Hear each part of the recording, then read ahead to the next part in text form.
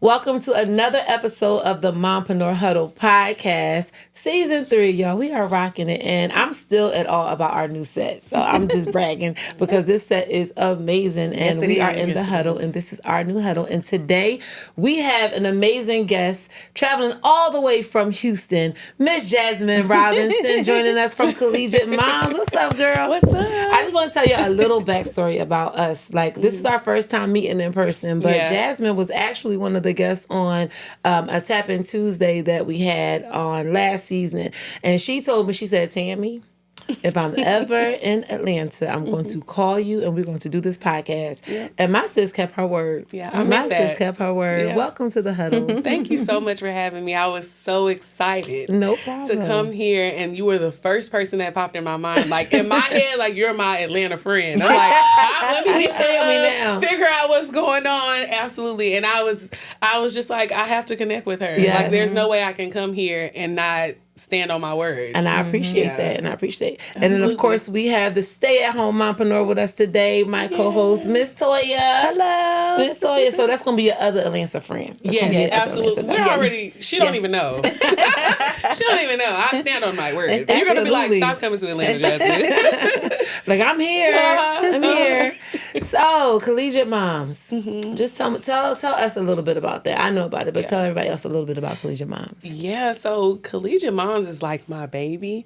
I have 2 babies. They're 15 and 14 now, but it is my baby. It is born out of love. It is born out of need. It is born out of necessity, honestly.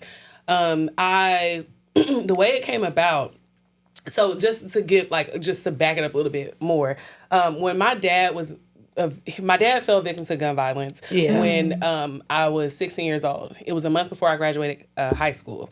And it deeply affected me to a point where I just didn't know who I was or what I wanted.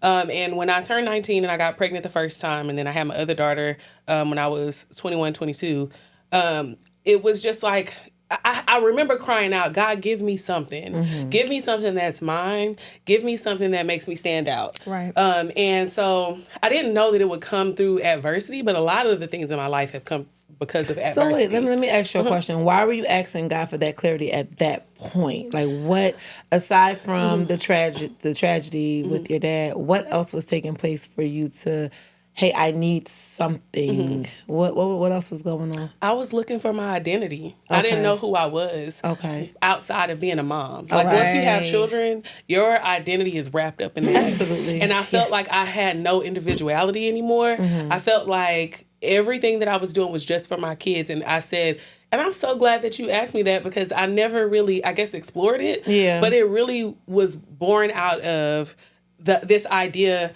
that I need to have something for myself, something that grounds me outside of my children, right? Because they're going to grow up and find love and go on about their lives. And forget you. And live, I hope they would never forget. They're going to forget. But So it was really that moment. And I remember where I was. I was in the Memorial Student Center at Prairie View.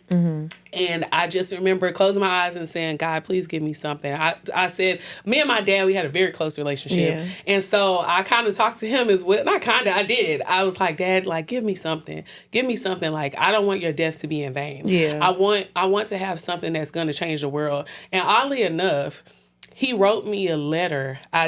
I read it this year for my birthday.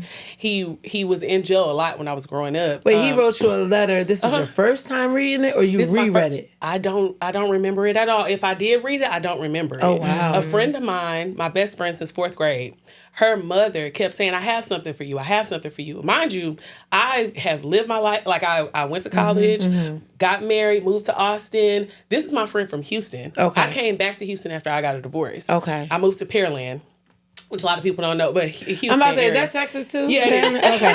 I knew Houston. I knew Austin. And then we got it. I'm like, wait, where did it? So I'm keeping up. Okay. Yeah.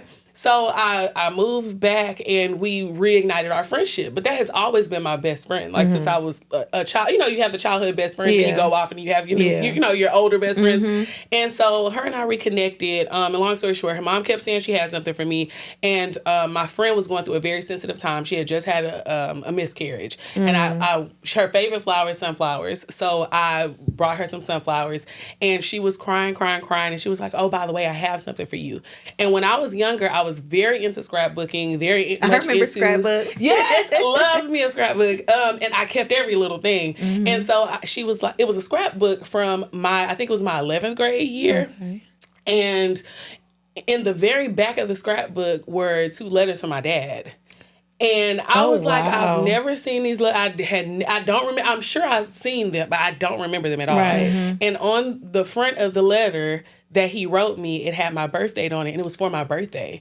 And he asked me to open it for my birthday, and my birthday was around the corner. It was my birthday was like in a couple weeks. Can we just wait right there? Yeah. If that's not a message from God, I don't know what is. Oh yeah. And from him too. And he wanted to give me something. Right. Something. And it's just amazing how those things just align. And like, you can't explain it. And if you explain it, people are going to think you crazy. Yeah. You know, just like the story like about with her and her birthday, and the lady came in and stopped the whole situation. Trying to do another epidural. Right. And it's like things happen for a reason. And for you to find that your birthday is coming up and it had your birthday on it, it's like, that's something out of a movie. It was something out of a movie. Yeah. I recorded a TikTok on it, and so many people were touched. They were like, whoa. And I read the letter, and I was like, y'all, I cannot make this up. He specifically said, you are my living light. You are an angel on earth. You are going to bless so many people. And I kid you not, I had just thrown an event a few weeks before this.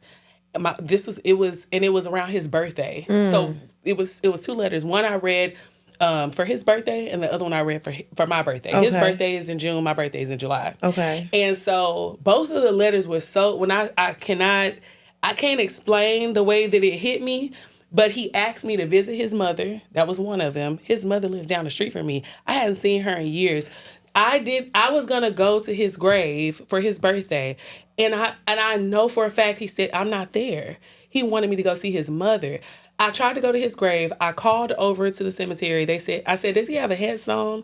And they were like, the only person who would know that is his closest living relative, his mother. Yeah. So I called my grandmother, and we've always had a good relationship growing up. I was about to ask that. Yeah, like, how was your relationship? She lived down the street. You hadn't seen her. I hadn't seen her. Just life, you know. You just kind of get into your own world, and I'm more closely connected with my maternal grandmother, and she lives in Houston too. Okay. So that's really who I like talk to every day. But me and my dad's, like my paternal grandmother, we're great. Like, I love her. Okay. I have no ill anything towards her. So, but how was that reconnection, and how you led to her? And I'm sure you shared that with her. Like, how was that? No, you didn't share that? So I told her about the letters. I hadn't read them yet. Okay. So this is the crazy part. This is the part that's like outlandish that you wouldn't even believe. So I heard about, the cemetery. I called her. She was like, "Oh, he doesn't have a headstone." Like, she was like, "I don't visit those places. Like, I just, she has a daughter who passed away as well from SIDS when she was like a year old. Baby. And then my uncle died of cancer. So her other son. So for her, she's like, "I've lost 3 of my kids, and then because the way my dad was killed, she's just like, I don't do that. That's not where he is." And so I was like, well, it doesn't make sense for me to drive an hour out there. He has no headstone, and there's just a pile of grass. Like, I just didn't feel like I needed to do that. The connection was there with so that she said, place, I had just wrote my book. I said, I wrote a book. She was like, no, let me see. She's not on social media. So she was like, I want to see it, and blah, blah, blah. I said, you know what, I'm going to come over there. Let me come over there. So I brought my kids. I brought my book. I had just had an event. It was called... why can't I think of it right now? it was From Hurt to Healed, and it was a panel of women who were teen moms, and they talked about their success stories and how they got past, that or whatever. And so I told her about that, and she was like, I want to see the pictures and all that. So I went to her and I showed her the pictures, and she got my book, and like it was a whole great thing, right? Yeah. And I ended up finding out who killed him. I never knew all these years, never knew who did it, never knew the circumstances. It was a newspaper article. She had it. She had the police report of who did it. I tried to research, couldn't find the man, and it's crazy because I remember them asking me, I want you to go testify, speak on your dad's behalf or whatever, do a victim impact statement. And I was like, I can't. When it was first brought to me, I was like, I can't do that. I was 16 years old. I was like, I can't do that. And so it always haunted me because I'm like, I don't know who did it. I would research online, couldn't find anything. But she had this out that day, all this time. I found out that day who did it, all of that. There were a ton of letters from him that my grandmother gave to me that my dad was an artist. Okay. So he loved to draw. That's why I got my degree in architecture. Okay. And I can draw. I can draw you sitting here. And that was just like my thing. Before I could I know that. Wait. Before I could write, I could draw. And that's just the truth. And so that was my favorite pastime, and that was the thing that we shared together, me and my dad. Very sacred to us. So when she gave me that, I was like, okay. And when I found that out, I was just bawling, crying, and she was like, it's okay. Like, she has peace, with everything. And I still struggle with it. But when I went home that day, I read the letter. I finally read it, the one that was around his birthday. And in that letter, he said, please go see my mother. You already did that before. There. That's why I can't make it up, because he said, please go see my mom.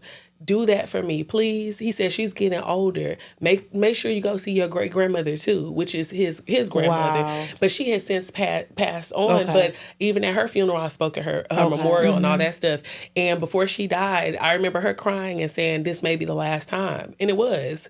And so it just was full circle for me that letter would come up, that I had, my friend, when I say this scrapbook was made of construction paper, how do you keep a scrapbook that long, intact and still have it? It was perfect. Because it was meant. It was meant. And in that letter, he said, you are going to bless a lot of people. And I kid you not, right hand to the man, when I had that event, it was sold out. I didn't spend a dime.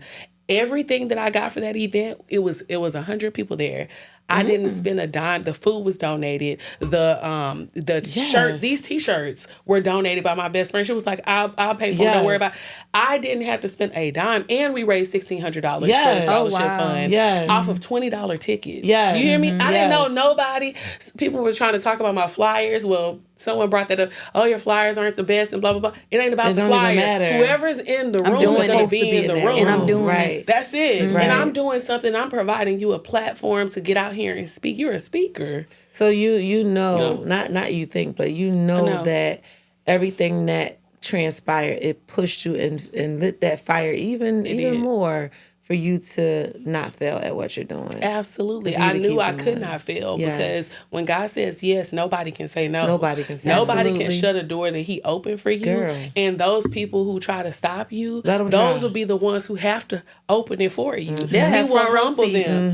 They'll have front row seat. Wait a minute. Yeah. Me and my friend have a joke about that because when someone came to me with negativity, she had a front row seat because she thought, nobody's gonna come. Do you have anybody who's gonna show up?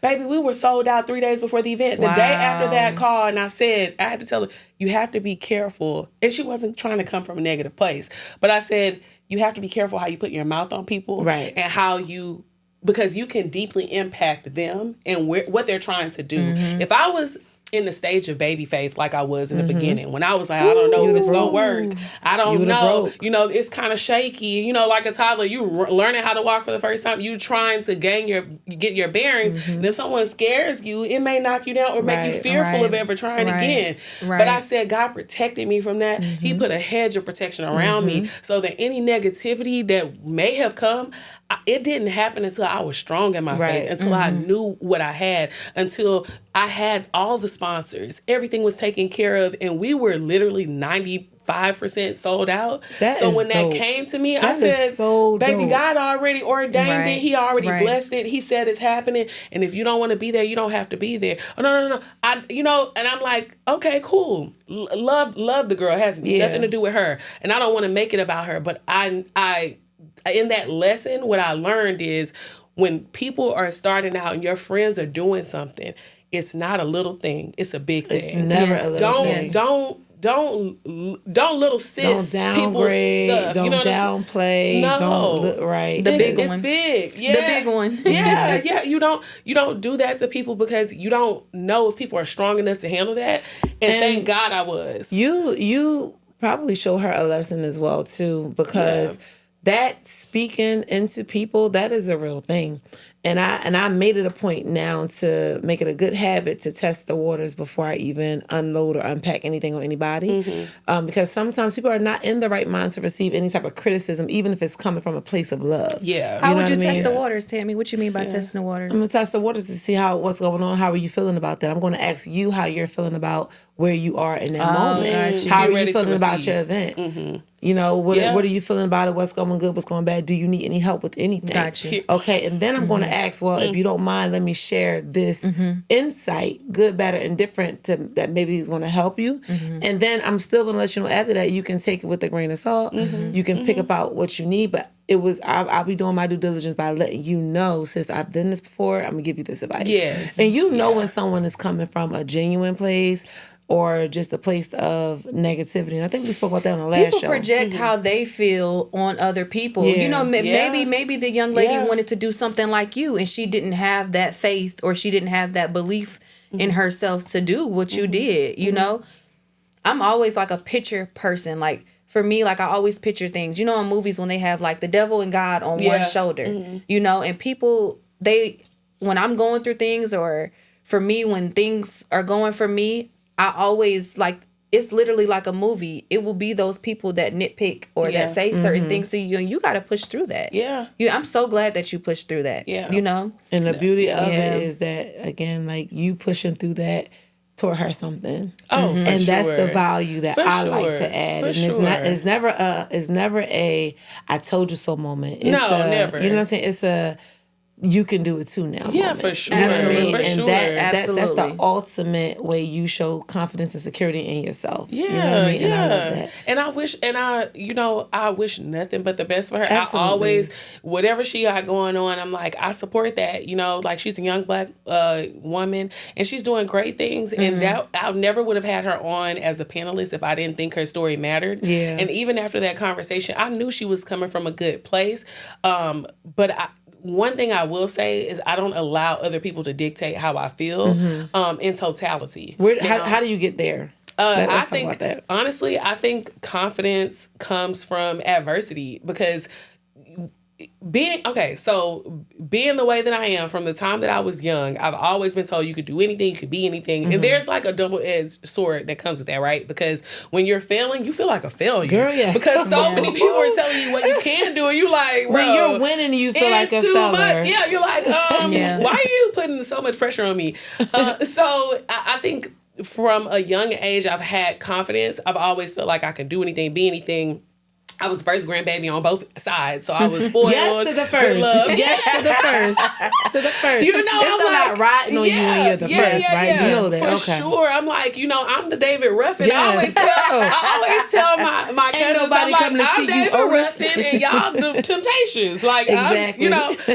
nobody came to see you, Otis, and that's just what it is. And so, but yeah, I mean, it comes with a lot of pressure on you when you're the first or you're the, the leader, the person that's Yeah. forging the path. Absolutely. And so I think that, like, when I got pregnant in college and people had their preconceived notions about me, and then I had preconceived notions about what a teen mom was myself. So when you put all of that together and you're a person who's very much so, like, if someone tells you you can't, you start canning like you could never can before. Right. Because you Right. have to prove a point, Right, you know? right, right. And so I had like points to prove and people to just kind of shut up. And I didn't know at the time that I was beating a statistic at all. When I graduated college, I didn't know. I didn't know that less than 2% of teen moms graduate college before the age of 30. And so for me Less to than do 2%. it, less than 2%. We don't even get a whole 2%. Wow. Less than 2%. And it's disturbing, honestly. And I think the biggest part of those numbers that I think people don't necessarily explore are the women who are shamed to a point that they leave school. And so they don't see women who look like them or have the same journey as them, and they think that it doesn't exist. And so the whole purpose around me doing that event in June was to spread awareness that these women have one of them retired herself. The event was held at a hair salon at Luminous Beauty.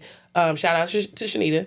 She retired herself and she opened up a beauty salon, and I believe she got pregnant at 16 and she had both of her daughters, and her daughters are so beautiful and they look just like her. I thought those were her sisters. I was like, geez, okay. That's the benefit of having children young. Y'all all look like siblings. You're the auntie or the cousin or whatever. Like, that's your mama? Yeah, that's your mama. And so, just being in spaces with women who I knew had overcome so much. One of my best friends in college, she's a teacher, but she has a juicing business, and she stopped all of her chronic pain just by going vegan, similar to Tabitha Brown. Very beautiful woman, sweet woman. And I'm like, young women need to see this. They need to see, you having a baby is not the end of your life. It is the beginning of a new chapter. And it doesn't mean that your story ends here. Like, it's literally just starting. And so there's also a reawakening and rediscovery of who you are as you go through life and you go through those different chapters. Like, I'm 36, and what did I say?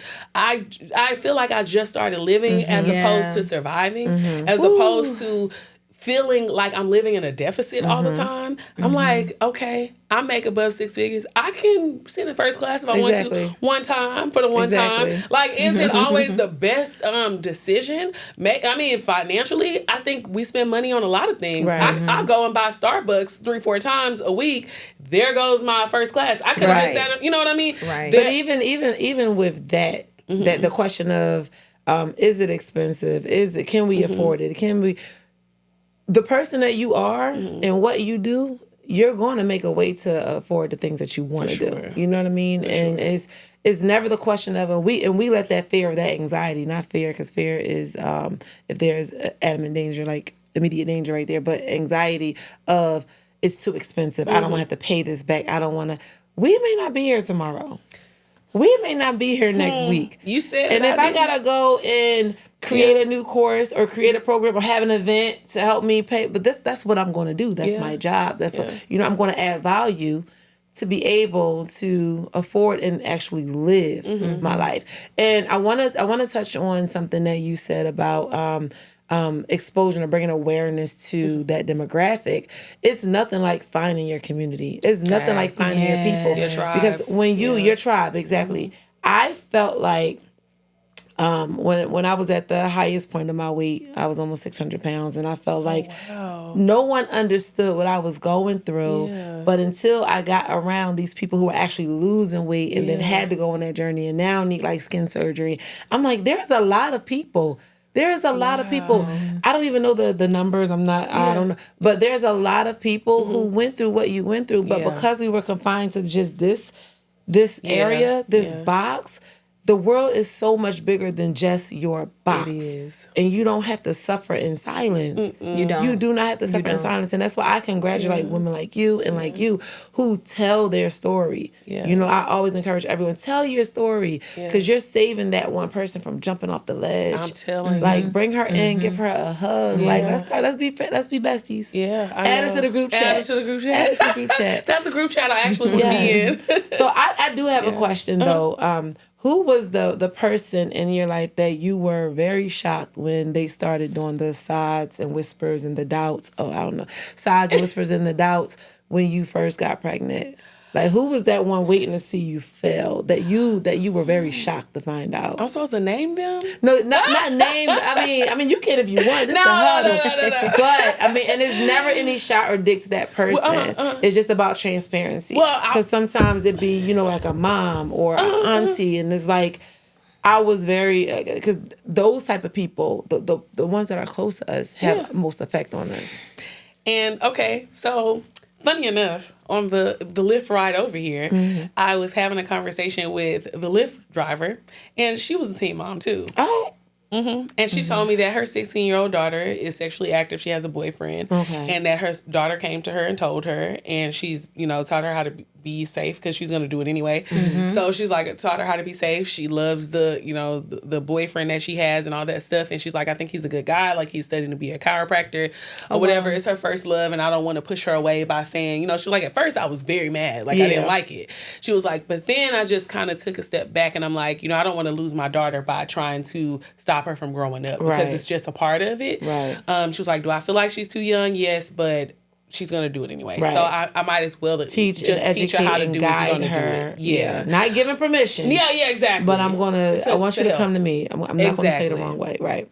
And so I thought that was so beautiful simply because she was like, if she were to get pregnant at 17 or 18, I would help her with the baby because I was pregnant young and I just know how it feels to not have support. Yeah. And when you feel like that, you make irrational decisions. Exactly. Instead of y'all all sitting down and just talking about it and having a conversation about what this new life is, if it comes into the world, what it's going to mean.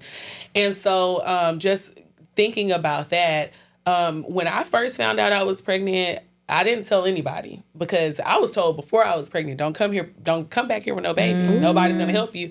That was from the very beginning from my grandmother because she was the one, because I'm the product of 2 teen parents and my grandmother was a teen mom too. Okay. But she was married and like her husband was in the military. That was different back then. Yeah. It's like you don't work, your husband works and you live, and so at 17, she was gone at the house. And so when I found out I was pregnant, I was just sleeping a lot. I had went home for like the summer break or something from college. And she was just like, you better not be pregnant. And when she found out, and I was like, no, I'm not. Just going back to sleep. Yeah, you cannot control that pregnant sleep, baby. Oh my God, that sleep is a different type of sleep, baby. You could be in mid-conversation. Do not go. And be like, huh? What happened? She was not having it, honey child. She was like, no, that's not going to happen. And so my opposition, and that it was part of the conversation as well, it came from inside of my core circle. And now that I'm older, I understand it. Because if my daughters came to me and said something like that, I would feel the same. I'm just being purely honest. I would feel the same. Would I handle it differently? Probably so. Mm-hmm. But definitely so. But that was where my opposition came from. And my grandmother would tell you, like, she wasn't proud of that. Like, that's not who we groomed you to be. Yeah. You were a straight A student, top 10% of your class, accepted to all these universities. And then the first thing you do when you go up there your sophomore year, you're pregnant. It's like, that's a disgrace to the family. It is a cloud of shame that it's almost inescapable because even if your family is for it, there's going to be way more opposition than anything. And so that's really where it came from. Yeah. It was my inner circle. But I get it because they just wanted the best for me. And they knew, or they felt like they knew what would be ahead of me. Right. That mountain I was going to have to climb. Right. And the naysayers and this and that. But they love my children. I'm about to say my grandchildren. Lord, no. You claim that. You spoke but this is the thing, though. This is the beauty in what I'm hearing, right? The beauty in what I'm hearing is that, well, for one, you have to own your own. Yeah. And I just did a reel. I didn't post it yet. I just did a reel before I came here about owning your own and stepping into your confidence, right? You had to own your own, and you said what they wanted, what they felt was best for me.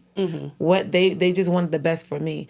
But you having your child was the best for you, even though in that moment it felt like hindsight. Because now hindsight, look where you are. Oh, right. For sure. You know what I'm saying? Look what you're doing. Yeah. And did you give that Uber driver your card? I did. Okay. So we exchanged information. I have learned. Okay. Exchange information, but I even told her nothing happens by chance. Absolutely. Everything is by choice of the Father, and if he chooses for me to come into your life, whatever it may be, from my friends to foes, I always say, even if we're no longer friends, like, I wish the best for you. I don't wish no ill on you. It wasn't meant for our paths to continue to intertwine, and that's okay. But I will never walk into into this life. And something that I've learned too is like, anytime I've ever spoken negativity, because we've all done it, I feel kind of sick to my stomach afterwards. I'm like, ugh, I probably shouldn't have said that. Like, you feel that? Me too. It's such a drawback in who humbling. you are. You know, it's like I've made all these steps and then I've had to say these negative things about a person. It's just too much energy, I think. And so I've just learned to, when I meet people and encounter them, to just let it be what it is. And if I can help them make a life better, especially my friends, I'm like, hey, if we friends and your life not getting no better, we don't need to be friends. Right. Like, we got to be iron. Absolutely. Iron sharpens iron. Absolutely. Yeah. Especially each season that you move into, you need to evaluate and purge. You need an audit. You have to do you're the auditor of your life, because where you are now is not where you're going to be next year, 10 years down the line. And it's okay to say, not right now. Yeah. It's okay to... It's painful, though. It's so painful. So when Tammy asked you, like, who did you least expect to basically, you know, treat you some type of way when they found out, it's very painful to let go of people closest to you when you're when you're moving on in life. You know, is it painful, or is it not understanding who you are? Is it more of an identity thing, or is it because we get locked into a lot emotionally? We get locked into a lot emotionally, and once we understand that the emotion behind, like, this person's always going to be here. Yeah. Like, I can always reach out to Toya. I can always reach out. But for in this moment and in this time of where I am and who I am I ready to let go? Is it fear of letting go? Is it fear of stepping into this new? So I got to hold on to the old. It's the you know unknown. what I'm saying? Is it all of that, or is it really painful? Because that word painful, I think it's growing pains, though, Tammy. Well, I consider it growing pains, and I consider it very challenging to adapt to it. You know, because the reason why I say it's painful is because, especially when you love that person, you care for that person, and you're thinking that they're meant to go with you on to the next level, or you're thinking that they have that mental capacity to handle whatever you're going through or to be there for you, and they're not. It's kind of like a letdown in a way. In a way. You know, I mean, you grow, you learn, you meet new people take the place of that person, you know, so it all, you know, comes together, but it's growing pains sometimes for me, a little bit. It feels like a death. It does. Depending on who it is and how intertwined into your life they were. Like, if it's your friend that you call every day, like, girl, this is what's going on, and you lose that, because I lost that with a friend. I've lost that several times. It felt like a death. It felt like, man, but I'm not gonna lie, when it happened, when I made that decision to let the relationship go, I felt a weight that lifted off of me. It was the next day I was so happy. So many good things start happening. So many good things start. And it was like, I don't know if you've ever seen, like, it's I don't know if it's not a gift, but it's like it's an image of a kid who wants to hold on to a teddy bear that's broken and tattered and torn. It's this big, and God is standing there with the bigger one. And he's like, just release. He's like, just if you would just let it go, I got something better for you. And so that is that just touched me. Yes, because it's the truth. It's like, God is the same now that he's been forever. And so that same God is a different situation. But why do we not understand it's the same God? And if he brought you through that, he will bring you through this. He will bring you through the next thing. And so I think in trusting in him and centering myself in my spirituality, that every time I go off the rails and things are going left, I go back to center. I go back to where it all began. And I go back to my heart posture, and I get back right with him. Absolutely. And everything else follows. Like the rooms that I get into, the events that I get invited to, the platforms that I stand on, it's never planned. It's like I will walk into a room, like even me speaking at the Capitol later on this afternoon.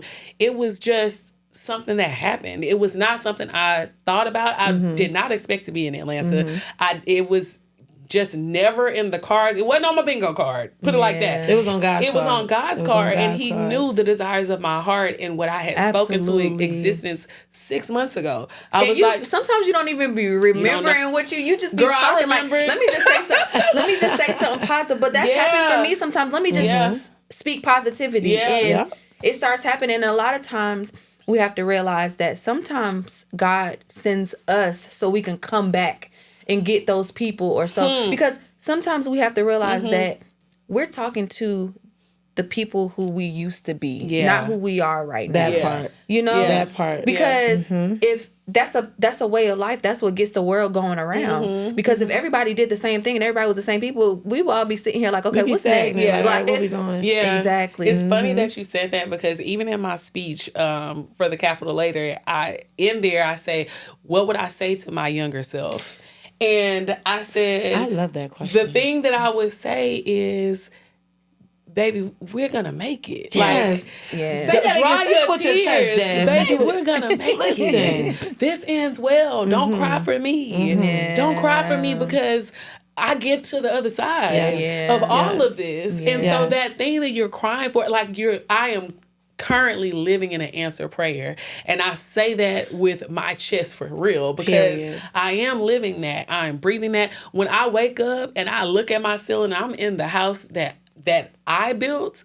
Girl. I think of that because I remember crying in my closet of an apartment, praying to God that one day I would be in this very position. Girl, I swear to God, I think of that. My kids have a backyard. Yes, that's all I wanted was for them to be able to have open space, and for God to make space for the life that I wanted. And I didn't know how I was gonna get there. It's no feeling like it's no feeling like that. Like it is no feeling like. No feeling like that. Are you taking in this time in your life? Are you sitting back and really taking it in? Like, I'm going to go talk at the Capitol today. Girl, it's it's literally in my speech to have confidence, to walk into every room like you belong there and not feel inferior. Yes. Because we are all humans having a spiritual experience. Yes. And I always say that because at the end of the day, there's nothing that makes me better than anybody else. I don't feel that I'm more deserving to do anything over anyone. I think that all of our not just experiences, but our opportunities are ours. Nobody can shut that door. Right. So to me, I'm like, Collegiate Moms brought me here. For them to deny me entry into the university's pageant because I had children, they pulled me to the side and was like, you're not eligible to participate. I was only there for the scholarship because I needed it. And when they said that to me, it really hit me hard. And I was just like, this, I don't like this feeling. Yeah. And then I asked for further details, and they were like, you can't have lived with someone. You can't have had an abortion. You can't be married. You can't be divorced. Our idea of Miss Prairie View, and I quote this from the vice president of the university, is that she's someone who's pure. And I was like, oh, so I am dirty because I decided to lay down and take care of my responsibility, because there are women, and I can tell you right now, who are in this pageant who have had abortions. And I know that for a fact. Prairie View is small. Like, you think we don't know people's business? We do. Right. There were young ladies who participated in my pageant who, at least one in particular, her daughter lived in Dallas. Nobody knew she had a kid. Now, let me not say nobody. To the masses, they didn't know, because she had her daughter in high school and her parents were helping her. That's her business. But I'm saying that these things happen, It does not define who you are and your impact to your community, to your people. Absolutely. So that's such a misreputation of the masses. Yeah. And I don't like that. And I hate that for us. And it's not just with pageants or in college. That applies to a lot. Like when you're getting a job or when like people look at you based off of what your past, and that's what we really need to break that barrier, break that wall down. And it's like, it does not matter. No, it does not matter. Like, and we were just talking the other day about like if you're a mom and us understanding that you are a mom, you should be able to bring your children to places, like if you needed to bring them here, or we just had that conversation. Yeah. Why do we have to? Why can we not still fulfill a purpose because we have children? Or because I just reposted something on Facebook yesterday where it was like, if I got to bring my kids, I'm not coming. And I reposted and I said, I'm bringing all 4 of mine because I'm tired of missing out on opportunities just because I have little babies. Yeah. No, I'm not doing that anymore. Yeah, you should not have to choose. And I think it's actually quite sad that if you just take a step back and you zoom out, everybody here came from a woman. Everybody. I ain't saying Everybody. I'm just saying it. I ain't say it, but it's the truth. So why is it that moms are like the most disrespected demographic, especially black moms? Girl. We get it harder from our own people. It's not even always the others. It's us. And we do it to ourselves. And so we do it to ourselves. We do it to ourselves. We do. I was stressing myself out at a dentist appointment. My son had to get cavities and all that worked out, and he was screaming so bad, and my kids were, and Tammy knows my wagon that I have, the kids were in the wagon. When I tell you, when one act up, they all follow suit. He was screaming, then all 3 started screaming, and I was just so stressed out. I was crying. The lady was like, what? This just happened like 2 months ago, and this other lady, she was a nanny. She had 2 other kids in the other room. She came and snatched up one of the twins so quick. And she took him in the room with her. The door was shut. I was like, and then at first I was like, But then I had to sit back like, Toya, you got to let yourself, whenever you see people and they want to help you, because I go places and people say the craziest things to me when I'm in public. Ooh, I couldn't be me. Why not? Well, it is me. Yeah. Like, I would stay in the house. Not me. Me and my kids be in the streets. Like, and that I let that lady, and when I tell you she helped, like just taking that one twin and then my daughter being able to entertain the other twin and then, me being able to focus on my son. We do it to ourselves all the time. Yeah. We do. Yeah. We do. I will say something that you said that rung into my mind was, so I listen to Sarah Jakes Roberts every morning. Every morning. So I have a dream, and I'm saying, wait, were you at Women Evolve 25? No, I didn't get to go. We're going. Okay. We're going. It's supposed to be in Atlanta here. Okay. In 25. Let me We tell you are something. going. Yes. Y'all hear this? Let me tell you Jasmine Robinson. Let me tell you something. We're probably going to be on the stage, baby, because I have dreams. Claim it. Let me tell you something. I have dreams, and I said I see myself on stages with big names. Yes. Because I'm a big name. I don't feel like there's any difference. Yes. I'm like, I see myself on stages sharing conversations with the likes of Michelle Obama. I see myself with Sarah Jakes Roberts. I love Michelle Obama. I see myself with the greats, really. Absolutely. Oprah. I know someone who knows Oprah. And I'm like, you only one person away. all the time. Let's bring a surreal moment to like right now in real time. Because Tammy Capri and Jasmine Robinson and Toya, we're sitting here right now, Miss Toya Cooper.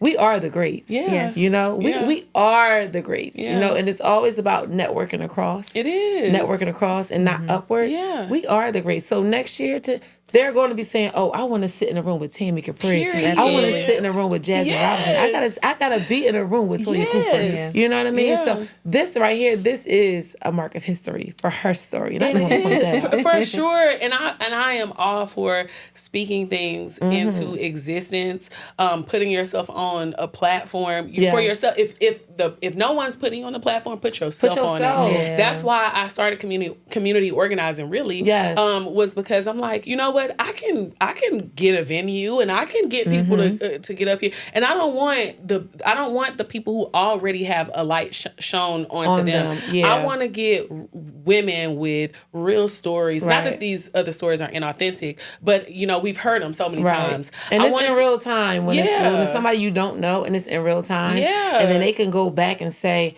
I remember seeing her, and now that's inspiring. Yeah, like it's the everyday woman, right? It's the everyday woman. It's like that could be me. Like I can touch her, feel her. You know what I mean? And so something that stood out when you said that, when you were saying how you didn't want to like allow other people in, or someone saying, "Oh, it couldn't be me." They're right. It couldn't be them because God did not give them the capacity to do what you do. Exactly. I tell myself that all the time. Yes, you could never. I listened to that sermon and that was the biggest thing that she called out, Sarah Jakes Roberts. She said that God will give you a capacity that is for your life. Yeah. So when you're able to take certain things on and people make those comments, you're right. It's not you because and you thank God for the capacity. So sometimes we feel like, I'm drowning, I can't do this. God built you for that. Yeah, He put you in position for that. Absolutely. He made you a mother of those kids because he knew you could handle it, and only you can. You know what I'm saying? So there's a blessing in that, and there's a lesson in it. And I think if we take a step back and we just appreciate and wake up with gratitude that like our kids are healthy, happy, whole, that I can provide for them. And I think of that often. I'm like, I remember when I cried in a closet, like I was on welfare. You know what I mean? You know, that's an old school term, but I have food stamps, I have Medicare, Medicaid, and I advise young moms, get on it. Oh, absolutely. With all of that. Why not? Why do you want the shame? Because the shame is crazy to me. Like, I wish I had a food stamp card. I cried when they took it. I was like, Jesus, I'm only making 50 and let me tell you how happy I was when we moved to Georgia. Now, I have not been able to qualify for nothing, you know. But when, I guess it was the school pandemic EBT, we had got these cards in the mail. I be checking that balance. What is this? They said, look, they said it just got loaded the other day for veterans. Y'all check y'all. I need to check. I was like, what is I'm this? not a veteran, but I'm to the point where I was like a little nervous to use it. I was scared. I said that they're going to come after me. Right. So I called and they said, no, everybody in that county. And I was like, $350. Do you know? Like, do you know how happy? And I was so like grateful just for that. You know what I'm saying? So take advantage of all of the resources. Yeah, for sure. All of Definitely the resources. take advantage of resources. That's how I made it through. When people ask me, how did you get through college with 2 kids? Number one, I say God. That's the honest truth. Because when I didn't have nothing, I always had him. When I was hungry and my kids were eating, as long as they were eating, and I felt filled with the Spirit, just what I like to call it, I was okay because I knew like I can make it till tomorrow. But these kids don't need to feel the impact of me not being able to do certain things. And I will say that, you know, when you're going through stuff, you don't think about the moment that you step away from it and you like, I'm not even going through that anymore. And it's like, I remember when I had my daughters, the lady told me, she was like, how are you doing? I was on the elevator. She's like, how you doing? I had the baby. I'm like, I'm okay. And she was like, well, we'll see you next year. I said, no, you won't. And so I went to another hospital. But if I had gone to the same one, you would have stopped me next year. I was like, after what I went through, because I had a C-section, I was like, oh my God. And when I tell you, like, you got to be careful. People also say to you, too, and what you receive. But I bind that. You got to start telling I rebuke that. I rebuke that spirit of no, but Jesus. I know your babies are a blessing. So yes. But when I say that is the best decision I could have made, because it has given me a story. And even though we say like, oh, I'm not defined by that, I am. What's wrong with being defined? There's nothing wrong in a way. It's about the way you. It's about the way you move through life. Yeah, you have a negative because it's a part of me. On it. Right. Yeah, like it's a part of me. It's my story, and I'd be lying if I acted like that was not a piece of me. Like I wear that like a badge of honor. Absolutely, I love my children, and to get to a point where they are 15 and 14 and like I'm still young enough to start another life if I wanted to. Like I'm able-bodied, I'm okay, thank God, my health is intact. I'm like, it's a blessing to be there. Okay, it all worked out. Yeah, it all worked out. Do you talk about that with your children? Do they remember those times? Are you open? How is that? Just reflecting with them. And I think this is another thing, millennial parents for sure. We are good at reflecting with our children. We're good at being open with our children. Absolutely. And just talking to them about things that we probably did not. Couldn't even fix our mouth to say. Yeah. Oh my God. You know, it's kind of just stay in the child's place. We don't talk about that. And it's interesting now to be in that position, because when I allow my children the space and openness to say it, my dad be like, if that was me, I would have did this. But I got to remember that's my daddy too. Yeah. So I want to say, well, this is my child, Dad. But I give him the room to talk. I want to see where he's coming from so he can understand. He got 1 or 2 times. The third time, I might, turn up. But it's interesting to see the generations and the differences. Yeah. These kids are smart. They are. These kids are very informed about a lot of things early, simply because they have cell phones. They got ChatGPT. That's what they do. And that too. But I will say, going back to your question of how, I guess, what that looks like for us, it is eye-opening, and the fact that my children are so understanding, and the fact that they can be appreciative, that they can take a step back and say, whoa, like, you did a lot. Yeah. Case in point, my youngest daughter, she's 14, she told me that there was a little boy that she had a crush on her, that she was talking to her little boyfriend. And she said, you know how they do. All they do is get on the phone. So she was telling me that he made a comment about his parents or saying, oh, your mom wasn't married when she had you. Oh, that's horrible. That's a sin. Like, that's not okay. And my daughter proceeds Well, you better not to be tell trying him, that when my daughter took let me tell you something. My daughter got good sense. She Not said, it was a listen. sin, though. That's why. She said, listen, my mom, yeah, she may have had me young, but you have two parents and you live in an apartment. My You better mom say lives that, in a baby. house. But clock that T. Clock that T. She was on his head. Do you hear for me? real. She said, Listen. don't you ever talk about my mom. Period. She said, my mom has a better job. She said, you got two parents and she makes more than both of your parents Period. combined. She said, don't you ever talk about my mom. She was like, yeah, Shut him right she's up. a young mom. My mom is beautiful. Have you seen your mom? Shut up. Your Oh, mom's wow. 60. She started. She went She in said, on you him. gonna go low? I'm gonna go there.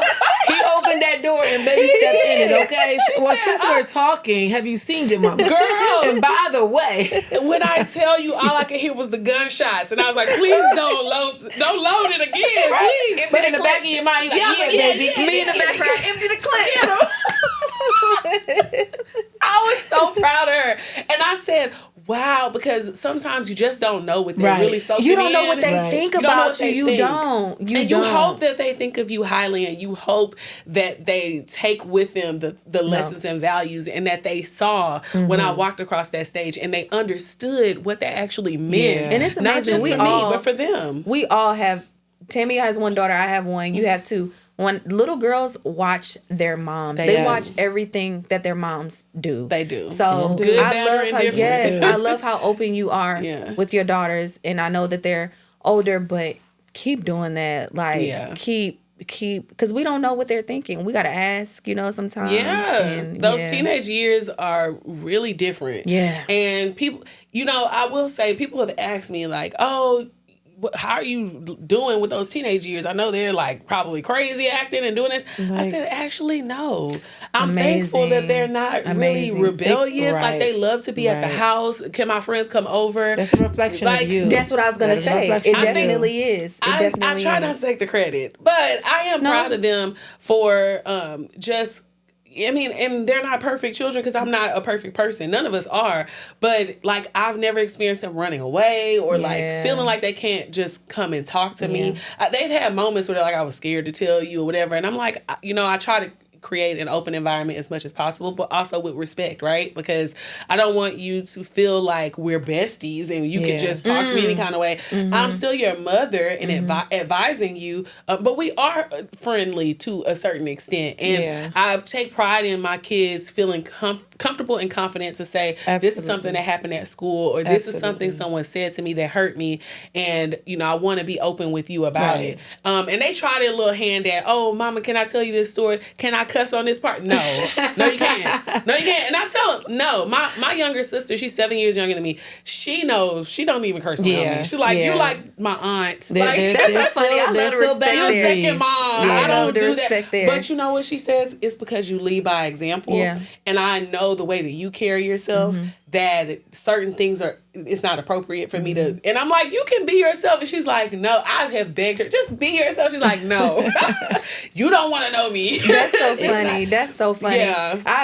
I need to do better, y'all, because when my son was getting bullied this baseball season, I gave him full permission to turn up and cuss that little. I said, say whatever is on your mind. Okay, now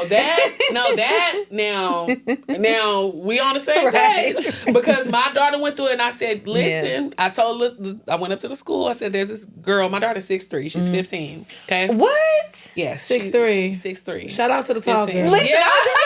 Shout out to the. I gotta meet you. Shout out to the Yes, tall. you girls. would love Let's her. go. Tammy's son You is would love her. huge. He's Her tall middle too. son, listen. He's 12. He's 6'1". Oh, period. Yes. And my 16-year-old, he's they're about the same height now. So my 12-year-old's catching up, and Yeah. Okay, my daughter has a husband. Okay, cool. Listen, not arranging marriages. Let's get it. We're arranging. Listen, We're arranging it. and a side note, like, the women that we are, our children are going to aspire to find mates Oh, for sure. that align with that, because you're not going to tell, my son is not going to find a woman that's going to be out here slacking. Yeah. He ain't going to find a woman that ain't going to be out here. If my mama could do it, this is where I come from. So I love the example that I'm setting. Yeah. Not saying that it's solely about that, but once you come out of that struggle period, and we all have our own struggles, but that mindset of struggle is he's not going to be attracted to a woman that don't have that confidence in herself, that's not that go-getter,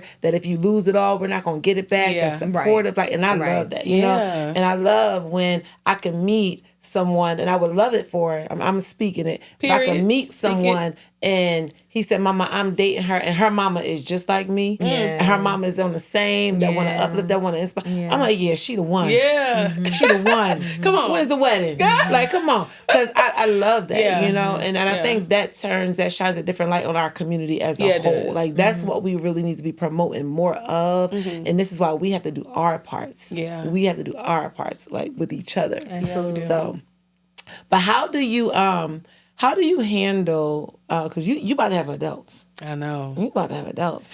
How do you, and I know one part of you probably like, yes, I'm free, let me get back. But like, my babies are grown. I know. Like, how do you handle that? Like, just I'm not ready. thought. I don't think I'm ready. I haven't experienced it fully. Like, we're starting to do the driving thing, which is very stressful and scary. And like, it's absurd. I'm like, what? And then I found out the other day, at my new job, I found out that in Iowa, I think it's Iowa, at 14 they start driving. Not and 14. I'm like, Oh, wow. It's 14-year-olds Not on the road. 14. She said, yes, we have 14-year-olds on the road. I don't trust it, baby. I don't trust it. A 14-year-old can't properly clean their room. No. You want them to or their operate bodies even. Like, Well, you come know, on. Georgia, they let you drive with a learner's permit at 15.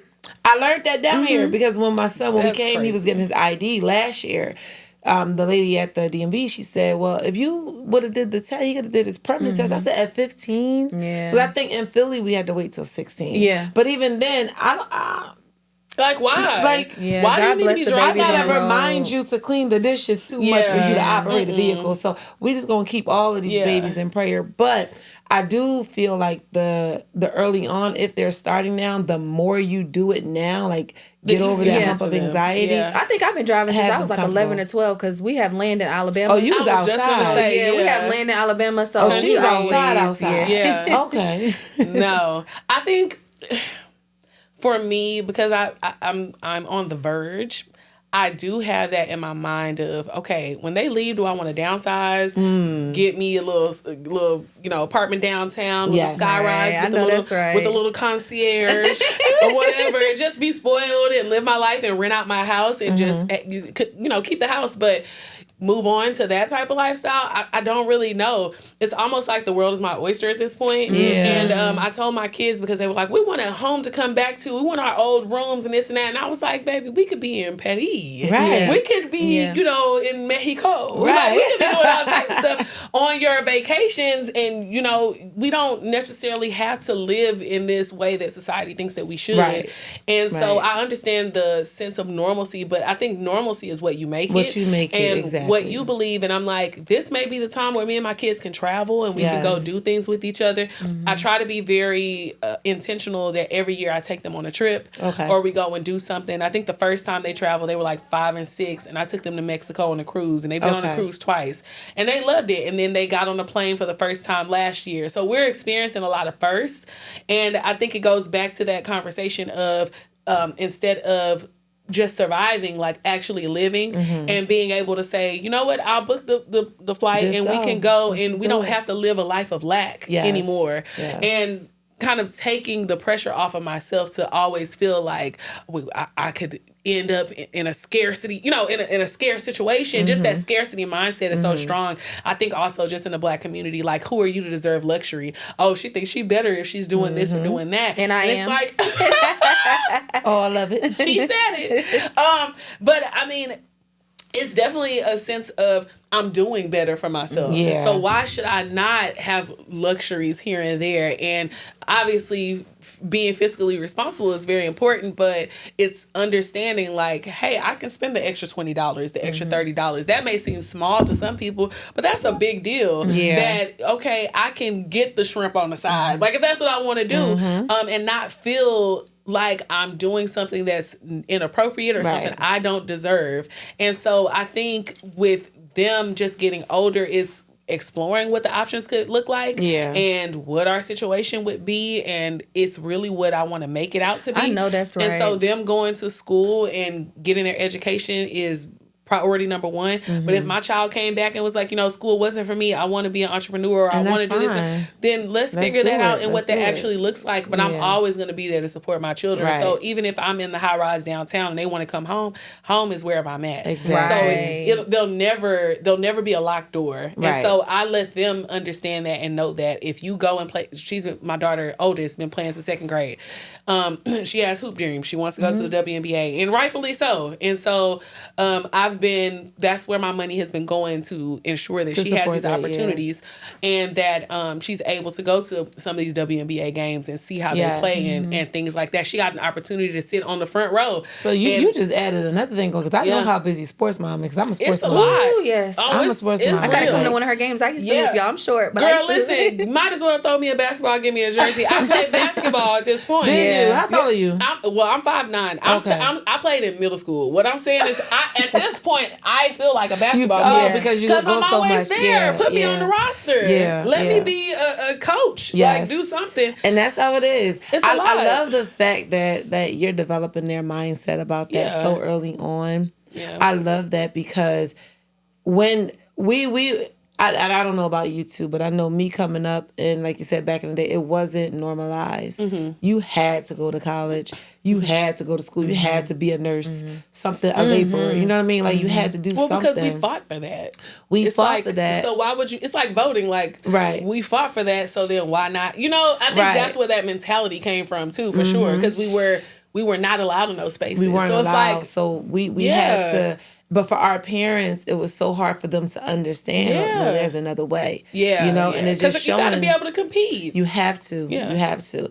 And I love the fact that you're shaping their mindsets to that. Like, and whatever or however or whomever that they're going to step into their light of, they're going to find their own way anyway. And then for us to stress over it because they're not going in the way that we thought they would go, or for us to be upset that it wasn't our plan. It was never our plan from the beginning. And that's just the mindset that we have to have overall.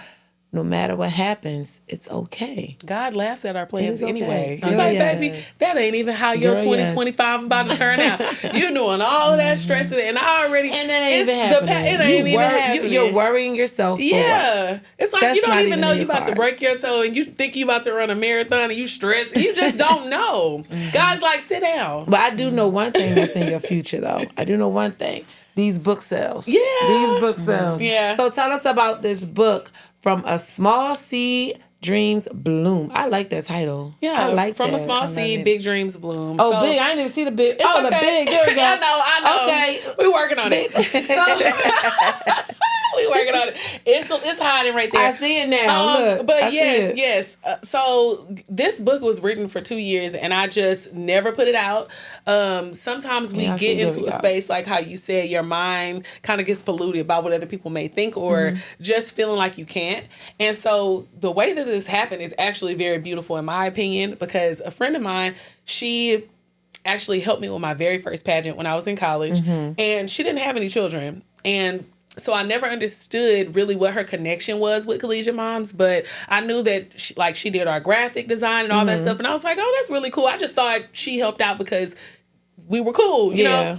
Come to find out, she actually had an abortion. I think she was like 13, 14. I don't know. She was young. She was young. And so that's what made her connect with it, because she didn't necessarily want to do it, but she had to because she was young. And so fast forward, she had gotten a house, and her and I had gotten a house, I want to say around the same time. And we went through similar situations where they didn't put the taxes onto the house, like roll it up into your loan, so that by the end you have a deficit, and so they tack that onto your mortgage payment. So my mortgage went from $1,200 to $1,800 like that. And then it went up to $2,200. Like to 18. That's a big That's a lot for jump. mortgage. That's a Girl, huge we jump. don't talk about 12 and 1250. Not That's even what I'm saying. 1,300, 1,800. Then went up to $2,200. That's what happened. That was so happening to a lot of people. She went through that, and she was losing her job at the same time. Oh, baby. And so she was like, I don't know what to do. I want to get the house up. She was like, but you know what? Let me try to do some graphic design. She had already published a few journals and books herself. So I reached out to her and I said, hey, I wanted to pour into her. Like, I have funds here. I have this book. It's already done, pretty much. All I need you to do is get it put on KDP for me through Amazon. Yeah. And so she was like, well, you already did all the work. Like, what? So she gave me a special price. And I was like, girl, here we go. Let's get this on the road. Do that. Yeah. Just let's get on the road. Right. So she's the one who actually got this published for me. Nice. So the whole purpose and reason why it's entitled From a Small Seed, Big Dreams Bloom is because I started to sit back and think about all the seeds that were planted in my life and the seeds that I planted in other people's lives. And even when I did my book release, that was one of the things I talked about. And my book release actually sold out. Yes, to the sellout. I tried to say that only because you are the I'm claiming the queen of sellouts. No, for real. Because let me No, show for real. you. Just to touch on when we did that live and you were having an event there and you was like, that was the same event. No. So that wasn't my book release, but that was the event that sold out the first time 3 days before. Okay. I'm about to say, because I'm like, that event I'm going to help her. And I'm like, no, I'm going to get my community involved. I'm going to have people donate something. Listen, when I say hustler, sis be on it. And I just like her spirit and everything it make you want to just help. Like, all right, come on, Jazz. I got it. Like, she didn't even know me from a campaign. I didn't. Like, this and that is where I like community is so important. Yeah. Seeing yourself in someone else is so important. Being able to identify. What did we just talk about? Y'all talked about that?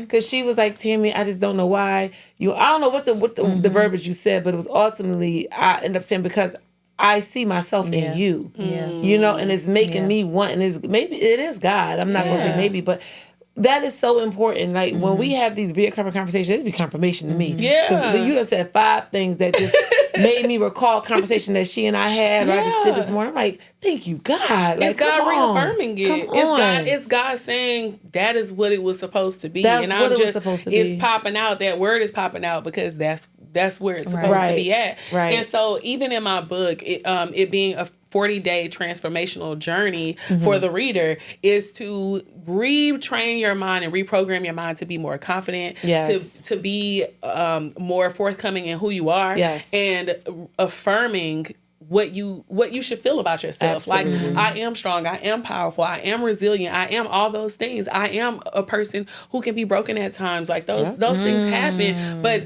when God breaks you down, it's for Him to put you back together again in a better way than you were before. Be the same. You'll never be the same. And so the way to get inside of anything is to break it open. And that's just the truth. And so God can't get to you when you're in a place where you feel like I'm up here. You know what I'm saying?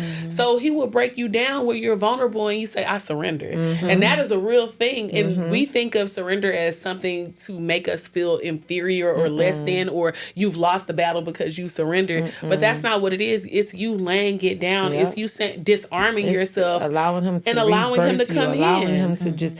It's such a feeling that you can't even explain. That journey or that experience until you go through it, and it's like I tell my son, my oldest son, and I'll be catching it. I'll catch the spirit, like, and I'm not ashamed of catching the spirit. I don't care where I am. I will catch it, and he'll ask me like, Mom, like, are you faking it or are you just doing it? I used to think that as a child but too. I see, because I used to think the same way. I'm like, they not in there shouting and they're not like, what is it like? But it's a feeling like when you overcome something. Like, I'm about to get it right now. Like, when you overcome something, when you overcome that moment and it's like I made it. Like through the grace of God, it's like nobody can. And I'm like, when you finally experience that moment, I want you to come back to me and say, Mom, I know what you mean. I know what you mean. It's strong. It is very strong. Yes, and you can't. It is inexplicable to a point where even in this book, I don't think I could have ever captured it all. It's like, here's a piece of it. Here's a slither of it. So let's just get room for another book then. That's all I hear. Part 2. Look, that's all I hear. Volume 2. That is all I hear. I love this. I have plans to do more. This is just a start. Yeah. I wanted it to be a collaborative thing, which is the reason why it was a journal. I wanted it to be collaborative between my words and the reader. Yes. So I wanted the reader to be able to write down their thoughts and really take a look inside and pour out onto the pages, because something that helped me get through a lot of dark times was just writing down how I felt. And I go back and I look at those journals. I'm like, I'm not even that person anymore. But it's I thank God that I'm not where I used to be. So when you talk about overcoming, I'm like, in those journals, I talked about my fears.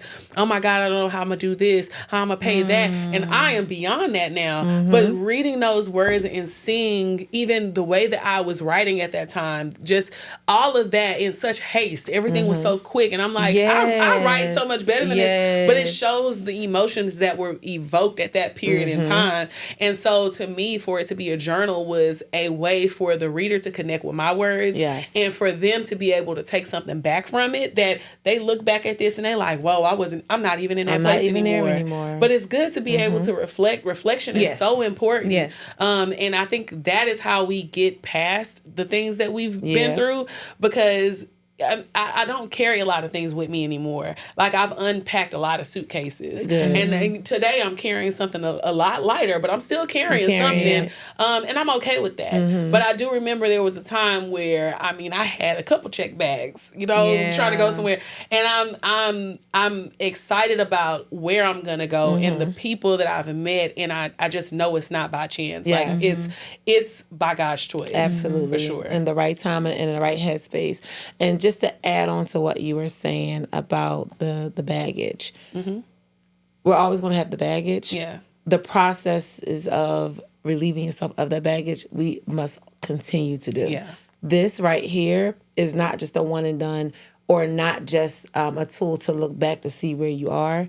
Because right now, we need to be writing in this now, so that way, in 10 years, we can look back till now. Like, it never stops. The evolving never stops. Like, once we feel like, okay, I'm here, I'm good, and now it's a whole nother level of stresses. And it may not be even along the same lines where it was back then. It may just be, I'm stressing because I'm losing my hair, or I'm struggling with my weight, or whatever it is, wherever your mind is. Always resort back to that journaling, that meditation, that prayer, that writing it down, because the system, the process never changed. And this is what makes a successful entrepreneur, is that they have a successful system. We're still reading books that people wrote 50 years, 100 years ago, right? Because the system and the process never changed. It never changed. If you just learn how to just go back to that, it's going to look a whole lot different, but go back to that. And I love journals. I love journals. Can we say that about God? Because that is, like what you just said is 100% the point that I was making earlier, that God is the same. He's the same. Today, tomorrow. It'd be the same God. It'd be the same God. Different you, but same God. And when you take that different you, any version of yourself, version 3.0, whoever you think you are today, you go back to the Father, and it's like, whoa, like I am back to the drawing board, really. And it's amazing that word, it could be I swear to God, you can read a scripture and be in a different place and receive it a different way. Receive it a whole it's the different same way. scripture, Girl. but you receive it a whole different way. And it's heavy because what you said about experiences, I talked about that. I said, I remember when I was married, and I used to be like, I don't know how people get divorced. We keying. Our relationship is great at the time. That too. And yes, and you like, I ain't never getting a divorce. Relationship bad, and girl, you judging people. Girl, give me them papers. I will listen, but because we didn't know, we didn't have that experience. But the thing is, now I can sit in rooms with women who are hurting, women who are divorced, women who have lost a child. Yes. I experienced a miscarriage, had never experienced it before. I felt like my body betrayed me. But now I can get into rooms with people and even with my best friend and say, baby, it just wasn't time. When God's ready, it's gonna happen. Yep. And she is thankful to God it didn't happen now because of her circumstances have changed. But it is amazing that these things happen. It's a part of our story, but it makes us multifaceted. It opens up our world. We are not living and having an obtuse opinion about things anymore. We have opened our minds more because of the experiences. So I can talk to a divorced woman. I can talk to the woman who's lost a child, or not a child, but has had a miscarriage. I can talk to the person who's lost a sibling, the person whose brother or sister was the victim of gun violence, losing a parent. Like, I can speak to all those things, living in a city, moving to a different city. Like, I can speak to all those things, and I have a lot more wisdom. Yeah. So I don't walk around feeling like I'm judging someone and then I bet I have had a 3.6 GPA. I had a 1.8 GPA. I know what it feels like to be prejudged. And to be on both ends. And one of the things I always tell my children, and I'll say it till I'm blue in the face, the head becomes the tail. Absolutely. That happens. You can be up here today and down tomorrow. Yeah. So keep your bearings about yourself. Stay grounded. Don't ever feel like you're better than the next person, because God will humble you real fast. So even for me, when people, I aspire to be you, baby, be you. No, I am who I am. Right. But I had to go through some stuff, and I don't wish it on nobody. Not that I went through the worst, but I've been through some stuff. And to some people who've never gone through anything, sometimes when I tell my story, they're like, "Oh my God, that could never be me." And you're right, it could never. It could never, because God gave me the bandwidth for that, and He knew what I was gonna do with that adversity. And vice versa, I can never go through what you're going through. Right. So don't downplay what you're going through, even though it's not on my level. You know what I'm saying? Facts. So you could not have summed that up any better. Like any better. I wish we had a lot more time. We are pushing the clock. But I do just want to ask, like, what do you got coming up next? Because I know you're a mover and a shaker. I consider you a mover and a shaker. Yes, Lord. And I know we got some events, and I'm coming to Houston. Yeah. Oh, you have now that you have come to the A. You have to listen. I'm coming to Houston. Yeah, so sure. What you got coming up next? Okay, so I'm just going to say this here first because I have not said this. We got actually. Okay, let me tell y'all. So I was going to announce it at the Capitol, but I guess I should announce it here. But I am bringing the pageant back. So it's coming back in 2025. It's going to be the Miss Collegiate Mom Texas pageant. Yes. And so we are going to invite all women around Texas who are moms from universities to come and participate. Nice. And we are going to choose a winner to reign for that entire year and go to different events and represent Collegiate Moms. I love it. That is the big thing that I have coming up that I'm super, super excited about, because this has been a decade in the making. Yes. And nobody else is doing it. Is the only pageant in the world specifically I College said that when I met you, I said, I don't think there's any other pageants. I'm not enlightened about the pageant world, but I'm like, you were the first. You were the first for me. It has been a while. You my go-to. Yeah. It's not, so in the pageant world, especially universities, they don't allow you to participate. It's not just Prairie View. It is the bulk of national. It is Oh wow. It is a thing. Even at A&M, they have openly said they don't allow. I mean, Collegiate Moms.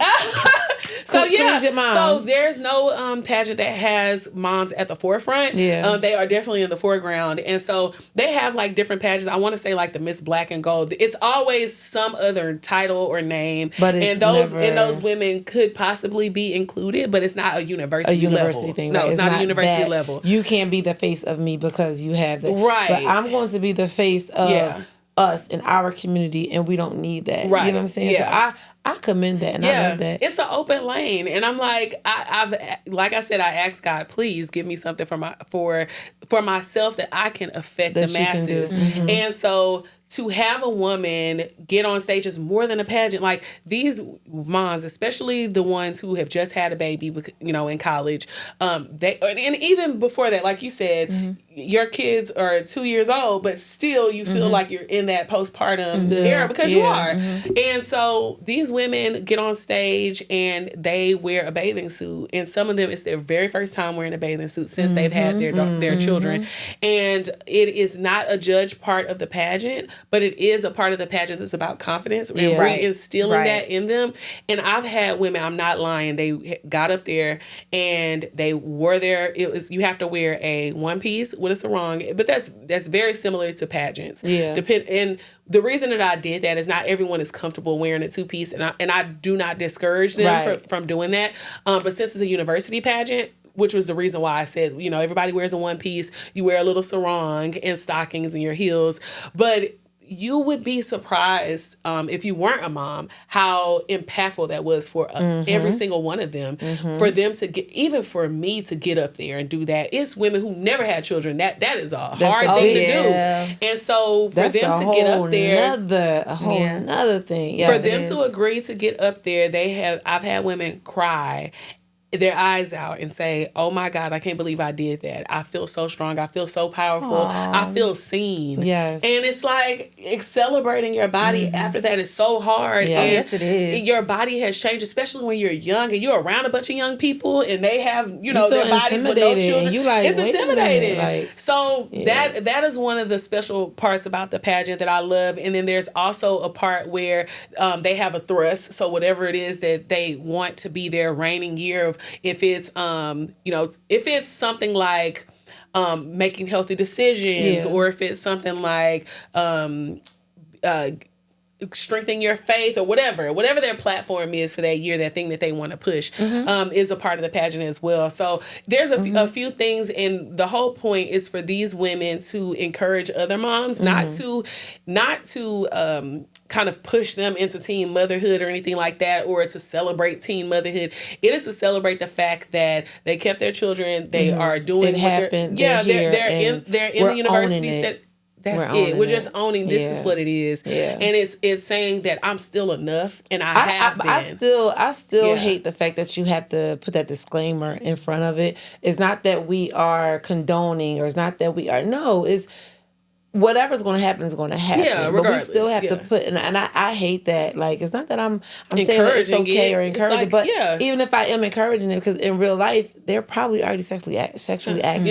You know what I'm saying? So it's just about normalizing what really goes on behind the closed doors. And being proud of their decision. And being proud of that decision. Like, those are your children. Don't ever feel ashamed. Right. Like, I love my kids, and I shouldn't feel like I have to wait to be proud of them until they're like 5 and 6, and it looks more normal than being a young mom. You know what I'm saying? Like, because you're surviving, not living.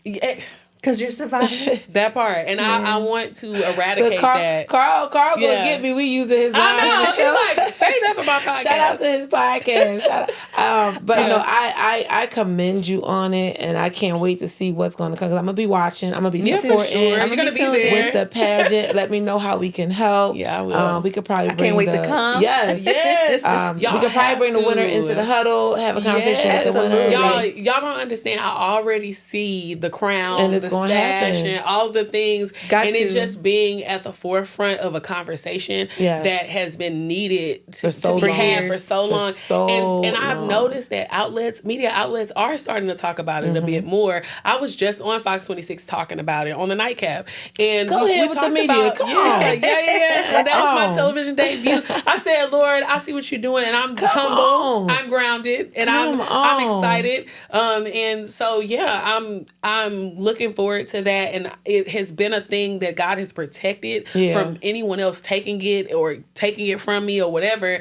It's like, if you think about all the years, I did that back in 2010, and I'm like, it is still today it's relevant, as relevant as that's it your was purpose. back That's then. what you're supposed. That's what you're here to do. Absolutely. And again, God gave me the capacity to do it. Absolutely. He said, "This is yours. Wait, you ain't seen nothing yet. I know I haven't. I know I have not. Nothing yet. You talk about about bandwidth, baby. We talking Yeah. two terabytes. I know. We talking 2 My friend was terabytes. like, "You're traveling to do something that you love. That is so Girl. awesome." And I'm like, "I could do this all day." And guess what? And I could you do it all will. day. And you absolutely will. I pray to God. And for the moms received that it. for the moms that are watching, the young teen moms that are watching, how can they reach out to you? Okay, so you can find me on Instagram at Collegiate Moms, or you can find me on Instagram at jwiggins2. And if they want to go on the website, it's collegiatemomcoalition.org. And my book is also on Amazon, From a Small Seed, Big Dreams Bloom. And it's all about blooming into your better self. Yes, So, and I love it. And we are going to bloom into our better selves. We are going to bloom into everything that's just like God has in store for us. Absolutely. And I'm excited to see it. Like I said, I'm going to be here to support. And I'm going to absolutely be here to drop our sponsor for this show. Make sure you check out leccecapri.com. That's LECCECAPRI.com. Luxury designer handbags for moms, affordable, and experience Lecce Capri. I'm sure you're going to love it. And I don't have one. I do have one here with me today, but it's not on camera. But I will post the link again in the description. I'm going to post Jasmine's information in the description.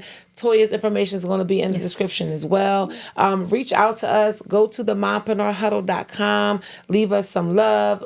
Comment, like, and subscribe to this. Share this, guys. Yes, we have to. please. We have to push these episodes. We have to push all of these platforms, not just the Mompreneur Huddle, but there's so many platforms for women, for moms, and I'm just here in support of it all. And the only way we can do that is if we honestly push and share, and that's free. Support is free. So and I appreciate everyone who's been tapped in with us since the very beginning. Thank you so much.